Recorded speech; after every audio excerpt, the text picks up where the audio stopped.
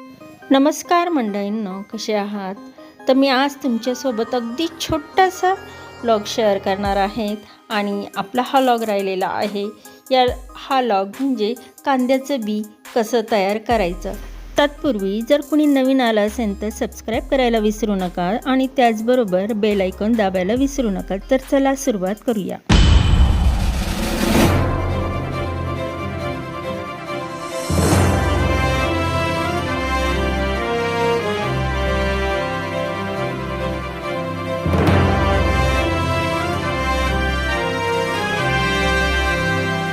ह्यापूर्वी आपल्या शेती संदर्भातले जे व्लॉग झालेले आहे त्यामध्ये मी तुम्हाला सांगितलेलं होतं आणि पुन्हा सांगते की कांद्याचं फूल येण्यासाठी कांदा हा अर्धा कापून आणि त्याचा जो मूळ भाग आहे तो जमिनीमध्ये लावून ह्यापासून असे डोंगळे तयार होतात जे पांढऱ्या फुलासारखे आणि त्या फुलातच बी धरलं जातं म्हणजे येतं आणि मग कालांतराने ते बी सुकलं जातं आणि मग ह्या बीमधून आपल्याला कांद्याचं बी वेगळं करायचं आहे तर ह्या पद्धतीने वेगळं केलं जातं. तर हे सर्व कांद्याचं बी आणलेलं आहे आणि हे एका काठीच्या साहाय्याने याला झोडपून घेत आहे.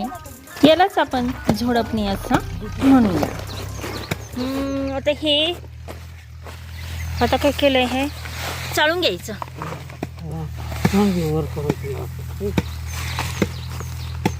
ते नाका तोंडात जातं ना.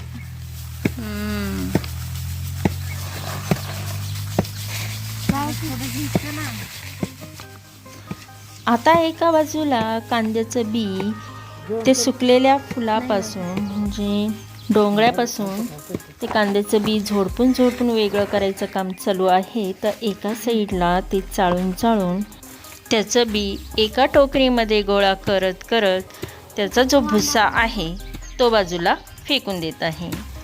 आता कांद्याच्या बीमध्ये सुद्धा आपण जसं हरभऱ्याचा जो हरभरा होता तो हरभरा आपण जसं झोडपला होता मग त्याच्यानंतर मग तो कुटला होता, त्यानंतर वाऱ्यावर उधळला, नंतर तो पाखडला आणि मग त्यामधले ते हिरवे हरभरे बाजूला केले म्हणजेच निवडले आणि मग तो गोणीमध्ये भरला.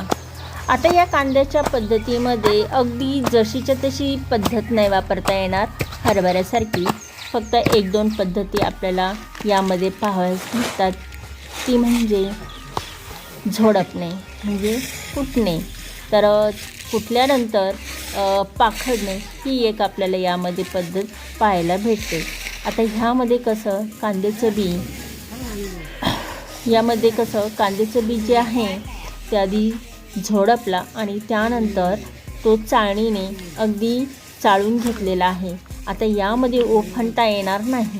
वाऱ्यावर उधळणे म्हणजे एका बाजूला कांद्याचं बी पडल आणि दुसरीकडं भुसा, पण यामध्ये ही पद्धत आपल्याला वापरता येणार नाही कारण हे कांद्याचं बी आहे ना हे भरीव पद्धतीचं नाही, अगदी आतून पोकळ असतं. जर ते असं फुंकर जरी मारलं ना तर खूप दूरवर ते लांब पडतं. म्हणजे इतकं ते हलकं असतं की आता समजा जर आपण गुलाबाचं पान जरी धरलं ना तर गुलाबाचं पान हे त्या मानाने जड राहील, पण हे कांद्याचं बी त्याहीहून हलकं असतं. तर त्यामुळं आपल्याला हे वाऱ्यावर उधळता येणार नाही, तर आपल्याला हे असं चाळून आणि पाखडूनच घ्यावं लागणार आहे. तर आता हे सर्वप्रथम हे जेवढं मी आता दाखवलं हे पूर्ण कांद्याचं बी हे चाळून एका बाजूला असं गंज केलेलं आहे.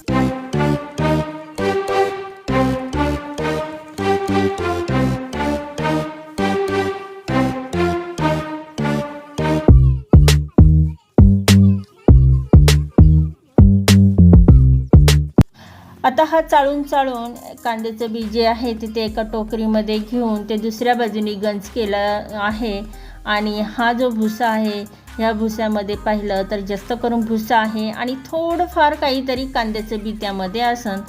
तोही पुन्हा काय करावं लागेल, असंच लाकडाच्या दांड्याने असं त्याला पुन्हा कुटून म्हणजे असं झोडपून पुन्हा त्याच्यापासून कांद्याचं बी वेगळं केलं जाईल आणि पुन्हा असं चाळलं जाईल. आता आपण बघितलं चाळणीने चाळून ठेवलेले जे कांद्याचं बी होतं ते एका बाजूला गंज आणून टाकलेला होता आणि जे चाळणीमध्ये होता तो भुसा आणि तो एका बाजूला ठेवलेला आहे. आता यानंतरची प्रोसेस आहे पाखडणे. आता यामध्ये बघा हा भुसा पूर्णच्या पूर्ण अलग होईल आणि कांद्याचं बी हे अगदी प्युअररित्या आपल्याला हे एका बाजूला दिसन. मग पाकडून हा भुसा अगदी बाजूला केल्यानंतर पुन्हा तो गोळा करायचा आणि पुन्हा ते झडपायचं. हे जोपर्यंत कुठपर्यंत काम चालेल, जोपर्यंत त्याच्यातलं बी निघत नाही तोपर्यंत. तर हे बघा, हे बी पुन्हा पाखडल्या ठिकाणी पुन्हा काय होतं, बी येऊन पडतं आणि पुन्हा मग ते गोळा करून पुन्हा असा पाखडावं लागतं किंवा जागच्या जागीच असं ते उधळावं लागतं. खूप असं वर धरून पण उधळता येणार नाही, कारण असं जर उधळलं तर मग काय होतं की हे वाऱ्यावर उडण्याची जास्त शक्यता असते. तर बघा, हे अशा पद्धतीने हे काळ्या पद्धतीचं अगदी हे कांद्याचं बी चहा पावडरीच्या दाण्यासारखं हे इतकं हलकं असतं आणि त्याच पद्धतीने हे दिसायला पण असतं. तर चला माझी यूट्यूब फॅमिली, तुम्हाला हा आजचा व्लॉग कसा वाटला जरूर कमेंट करा आणि चॅनलवर जर कोण नवीन आलं असेल तर सबस्क्राईब करायला विसरू नका आणि त्याचबरोबर बेल आयकॉन दाबायलाही विसरू नका. आणि असेच नवनवीन इन्फॉर्मेटिव्ह तुमच्यासाठी व्लॉग घेऊन येत जाईन. पाहायला विसरू नका आणि लाईक कमेंट करायलासुद्धा विसरू नका. चला, बाय बाय.